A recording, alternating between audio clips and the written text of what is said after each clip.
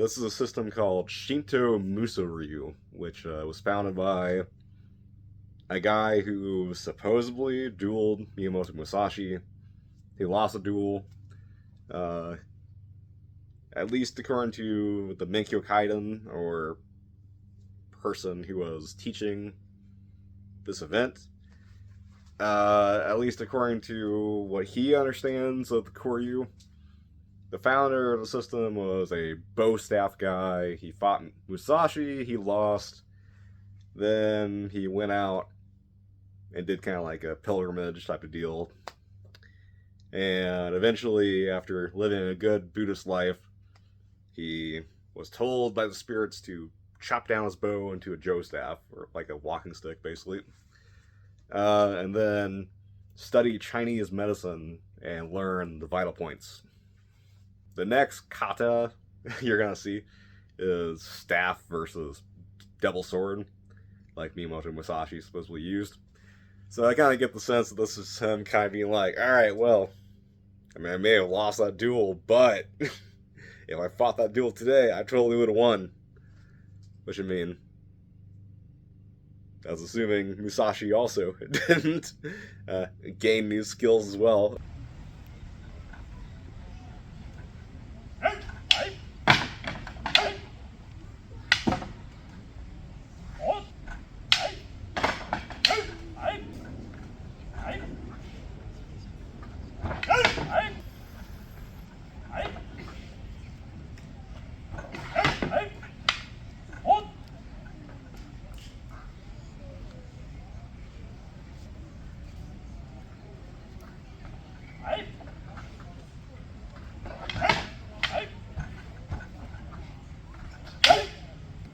In a modern martial art, we want to look strong. We want to dissuade somebody from attacking us. So we come out with this fierce look and we try to make a strong stance. That might work against somebody in a non-martial technique. But remember, these were professional warriors. So you're not going to intimidate them out of attacking you. All you'll do is up their game a little bit. Therefore, these classical arts took just the opposite approach. Mr. Nuttrob's hiding the jo, and he's offering his shoulder. He's suckering him, he's suckering Mr. Beatty in. And when he goes to that shoulder, he drives it right into his eyes. Yummy. This in Japanese would say sasoi. He's taking a sasoi, he's inviting. He's hoping to catch the guy by looking weak.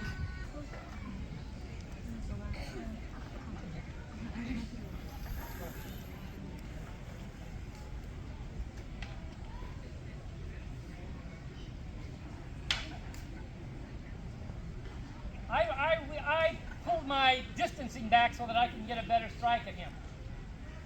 This next movement, if he moves at the same time I move, he'll die. Go. I'll cut it. Every time. I'll cut it. The only way that he can live is if he lets me set the path of my sword. A sword is a thick part here and a very thin part here. So to make it cut effectively, I have to get all the weight behind the sharp part. I have to set an angle, and then I can't change it. It won't. The sword will just glance off. He waits until the very last second, and then he puts it right in my face. We call this ichigo ichie. One encounter, one chance. You're not going to get a second chance. In a Western kind of dueling with the sabers, you might put a little nick in this guy and he puts a little nick in you, and this goes back and forth until somebody dies from blood loss or they run away. Japanese sword is different. It cuts, if it touches you, it's going to make a grievous wound, and in the days before antibiotics or modern medicine, you're very probably going to die. So everything gets hung out there and has to be done exactly right. If you go in other parts of the festival, you will see Ichigo Ichie repeated over and over again. If you go see the calligraphy, when you touch the brush to the paper, you have to live with what it did. You can't erase it, you can't go over it, you have to live with it. When you make flower arranging, the word we say is ikebana, literally means living flowers. but that's a lie. Ikebana begins when the flower dies, and you have this one moment to make something beautiful, and you have to live with the consequences. That's the attitude that we have when we come out here. So a few more things to keep in mind. We can't practice a movement full on because somebody could easily be hurt. So there are ways of making it a little bit safer. For instance, when someone does, you see us do this a lot. He cuts down, and then this person strikes him down. So if you got any brains at all, you say, well, what kind of swordsman would just stick the sword out there and let the swordsman let the man with the stick knock it down? What he's actually doing is this. He's striking his head. Next up, you're going to see the kusarigama. This is a type of sickle and chain weapon. The blade is double-edged, so sharp on both sides of the blade. Has a guard on it also. Interesting enough, according to the Menkyo Kaiden, this was a police weapon, supposedly. It also didn't originally exist in the Shindo muso ryu. It was added later on, either in the style entirely or just this particular dojo. I said there were hundreds and hundreds of arts. You were always looking for some way to get an edge. And one art that was almost became extinct after the end of the feudal period was using a sickle and chain. It was a very, very strange weapon, and it was going to die out. And our school, our lineage, subsumed it and brought it in so that the technique would be kept alive. This is called a kusarigama. Kusari means a chain, kama is a sickle. It's important to note that this was never an agricultural sickle. Nobody was out in the field cutting grass and then got attacked. This was always a weapon of war. It's a strange weapon. This would have been metal. We use a wooden one for practice. It's edged on both sides, and then it has a point. It has a guard here for the hand, then the wooden handle, which is also used for striking. This cord would have been a chain, and on the end was an iron ball. This weapon, we say you're much more likely to hurt yourself than to hurt the opponent, but this weapon was used almost entirely by the police forces in feudal Japan. The police force in Japan were samurai class, and they carried this weapon. So oftentimes it would have been enough to stop a bad guy just because it looks so fearsome.